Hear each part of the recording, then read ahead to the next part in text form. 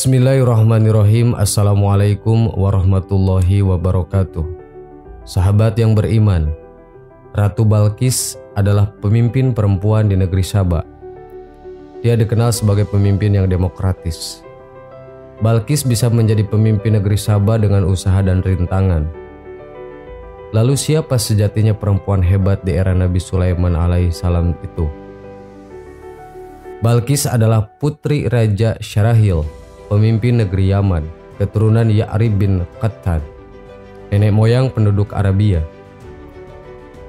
Dalam tafsir Al-Kasyaf, Az-Zamakhsyari menceritakan bahwa Saharil merupakan keturunan Raja negeri Yaman.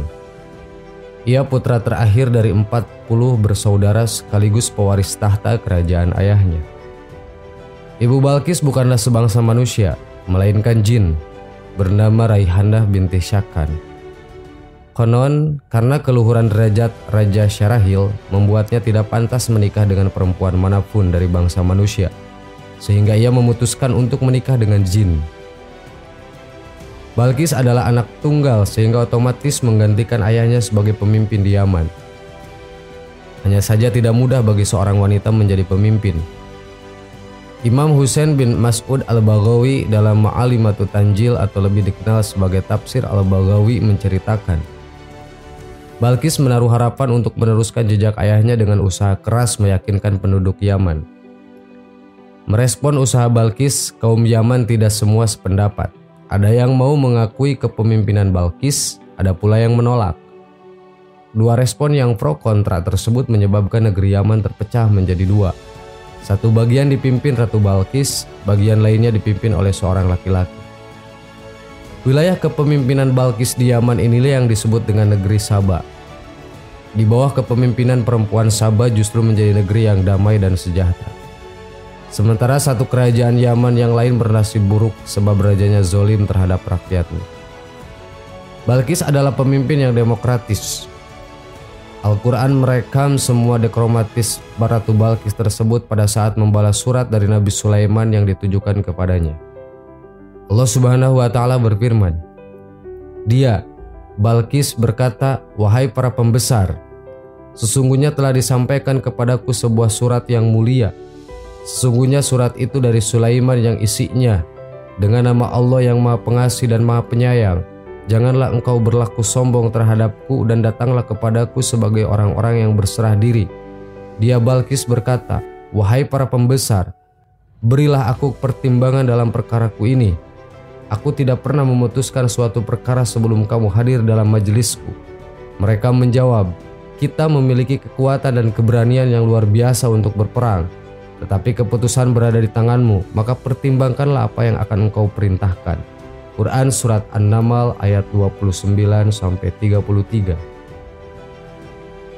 Sikap Ratu Balqis dalam Al-Quran tersebut menarasikan bahwa pada saat menerima surat dari Nabi Sulaiman yang berisi ajakan untuk mengikuti ajaran Tauhid, sang ratu merasa perlu membahas ajakan tersebut dengan para petinggi kerajaan.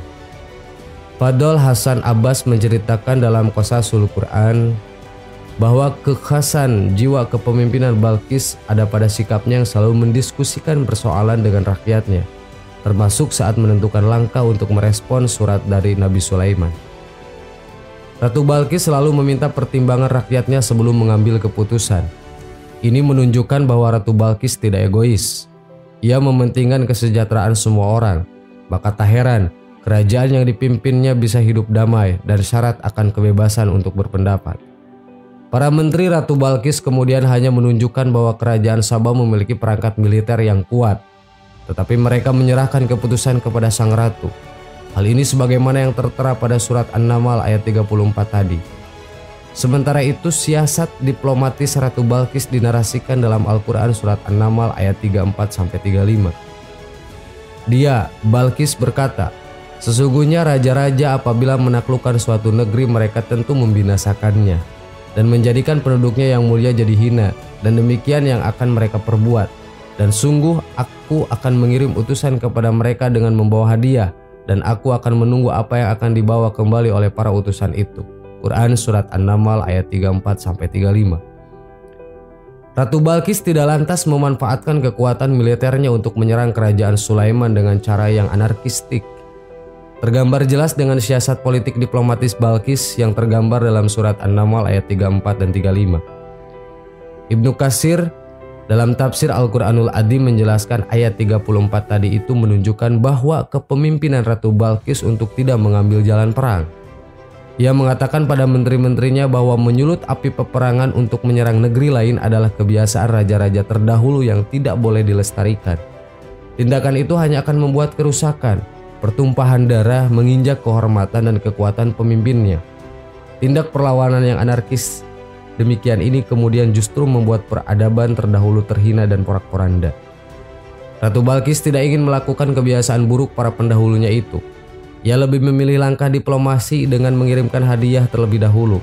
Ia berharap dapat memberi kesan baik sehingga bisa membangun relasi yang kooperatif. Bagi Balkis, memberi hadiah bisa membahagiakan hati penerima, menyatakan rasa kasih, dan kadang dapat menghindari dari peperangan. Sahabat yang beriman, itulah sifat asli dari Ratu Balkis yang dikenal sebagai pemimpin yang demokratis. Semoga jadi tambahan ilmu buat kita semua. Amin. Wallahu a'lam. Wassalamualaikum warahmatullahi wabarakatuh.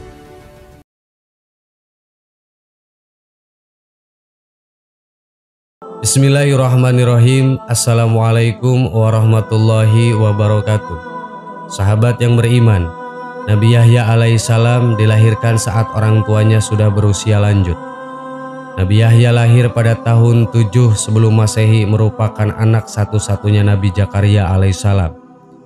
Ibunya bernama Isya, adalah saudara perempuan Hannah istri Imron ibunya Maryam. Sejak kecil Nabi Yahya sudah diajari dan hafal ajaran-ajaran yang terkandung dalam kitab Taurat dan Zabur, sehingga terpelihara dari perbuatan syirik dan maksiat, sebagaimana dijelaskan dalam Al-Quran. Wahai Yahya, ambillah atau pelajarilah kitab Taurat itu dengan sungguh-sungguh, dan kami berikan hikmah kepadanya Yahya selagi dia masih kanak-kanak, dan kami jadikan rasa kasih sayang kepada sesama dari kami dan bersih dari dosa, dan dia pun seorang yang bertakwa. Quran Surat Maryam ayat 12-13. Nabi Yahya selama hidupnya tidak pernah berbuat salah, banyak berbakti dan berbuat baik terhadap kedua orang tuanya, tidak keras dan takabur. Beliau seorang yang tawadu dan lemah lembut, diberi penghormatan dan keselamatan oleh Allah Subhanahu wa Ta'ala, serta dihindarkan dari bahaya dan penyakit.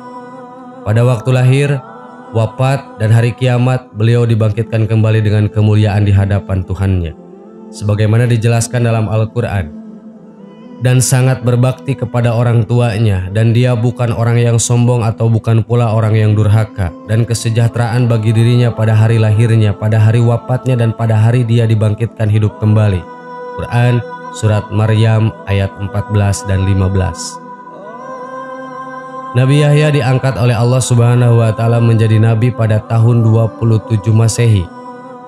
Ia membantu ayahnya berdakwah dengan mengingatkan kaumnya dan para pemimpin Bani Israel yang melanggar hukum Taurat.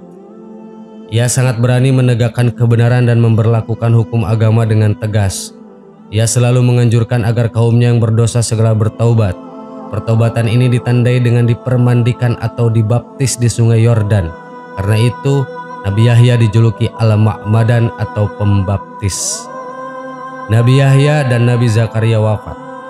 Nabi Yahya hidup pada masa Yerusalem berasal di bawah kekuasaan Kekaisaran Romawi 4 sebelum Masehi sampai 39 Masehi, dan Herodus sebagai penguasanya. Suatu ketika Raja Herodus berencana menikahi anak tirinya Herodia, dan Nabi Yahya mengetahui rencana itu. Maka beliau mengeluarkan fatwa larangan, karena menurut hukum Taurat haram hukumnya menikahi anak tiri. Akhirnya Raja Herodus menangkap dan memenjarakan Nabi Yahya, kemudian membunuhnya dan memenuhi permintaan kekasihnya, anak tirinya. Sahabat yang beriman, itulah kisah Nabi Allah yang bernama Nabi Yahya alaihissalam. Semoga bermanfaat.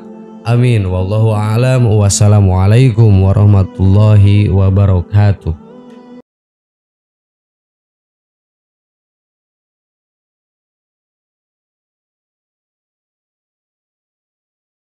Subhanallah walhamdulillah ولا إله إلا الله والله أكبر سبحان الله